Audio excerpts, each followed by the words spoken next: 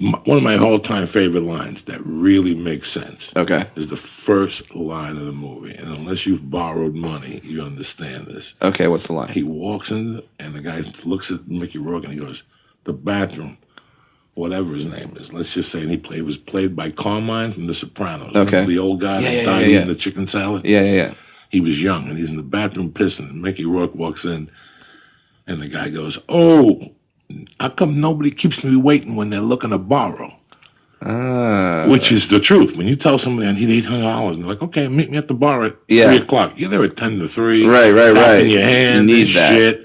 You know, but that's a great fucking line. Yeah. Nobody keeps me waiting when they're looking to borrow. Yeah, and that's when it's time to pay, when time you're to pay, 20 minutes late, the train, the bus. Who are these your people? Kid got sick. Who are these people that make you feel guilty for asking for the money that you gave them? Like, that's always fascinating to me when I'm like, "Hey, dude, you got that? Like I lent you $500." And they're like, "Dude, really? You got to come at me with the I need my $500?" And like, yes, because it's my money.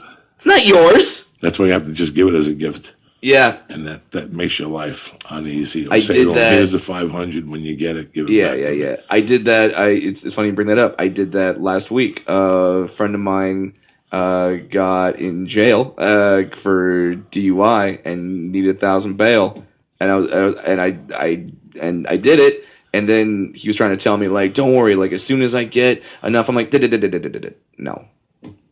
Let's call a spade. You're not gonna pay me back, so don't worry about it. I'm never gonna ask for it, so never. Just fine." What is it like getting that phone call? Because like I've never been on the other end of that, and I know Joey's been on the other end of that. But getting a phone call saying you've been like your friend's locked up, what was that like? Well, it depends on who the friend is. For some friends, you jump out of bed, you're like, "All right," and there's never a hesitation. And this is what that friend was. This is a friend that I would never hesitate for anything like that for. Right. So, but like if it's a friend where you're kind of on the fence and you know they're only calling you because they know you have the money. Oh yeah, enjoy jail. Yeah, and I've had those too. I did that to my cousin. So what did your cousin do? Oh no, like what? Like, yeah. You just don't like your cousin? No, I just can't talk about it. Okay. So like, yeah, he called me up and it's like, "Dude, I need," and I'm like, "No, I think you should hang out in jail for a while." Gee, what is that like for you, Joe? What was it like? Well, for years, you know, when you're running and gunning, you always have to have one person that you go to for a quick loan. Yeah. Like, I need 2,000 because I'm going to buy 800 Quaaludes at $1 a piece, and we'll make fucking this. And, you know, you pay them back the VIG and their money, and you make them money, you know. Mm-hmm. As long as everybody makes money, it's fine, you know, like one of those deals. But I've been on the other end when I've been in jail. Yeah. And I had to call people and go, "Listen, I need $200 on my books, you know, or $500 on my books." And it's a tough call. Yeah. But they're your family. Right. You know, and I've had plenty of people tell me no. Sure. And I've still talked to them. I got mad for 2 weeks, and then I understood weeks later that they have a family and this and they have their own responsibilities. And they have their own responsibilities. Yeah, you have to take it. You have to take the personal. You can't take it personal. You can't. They're not doing this to fuck me. They're doing this to save themselves. They're not doing it to be because they don't like me or they like fuck my life. They're just doing it because they personally cannot do it at the time. They have other responsibilities. So, and you have to remember when you're asking, you're leaving the door open to say no. Like, that is an option. So when they take that option, you can't get upset. You can't really get mad. And if you put yourself in that position that you're in jail, that you're asking for money, can you really get mad at someone for saying no for not bailing out?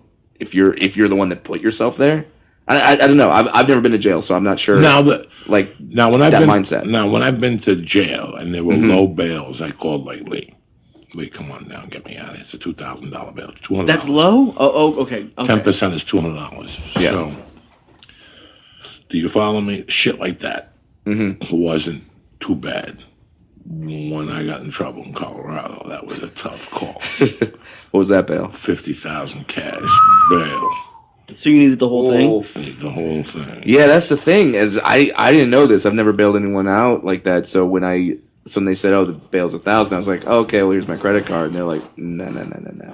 I had about cash or bond, and Yeah. you see all these reports on bail bonds that once you get into that system, they just keep fucking you over and raising rates, and it's impossible to finally get it paid off. So just if you can do it in full, do it. So did someone take you 50,000? No. What happened was I had about 20, so I needed 30. But I also thought I needed 30 for the attorney. Oh, I see. So I was light fucking 60. 40 or something like that. I don't know what the fuck I was light.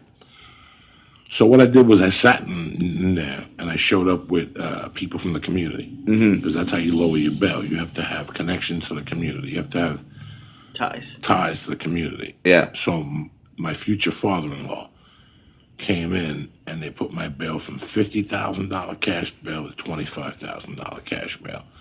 I told him I could give him 20 if he put up to 25, and I would owe him 5. And he just said, "Let me put the 25 up and just show up to the fucking court." Wow, that's a father-in-law. Oh, and he wasn't really my father-in-law at the time. I was just dating his daughter. Oh my god!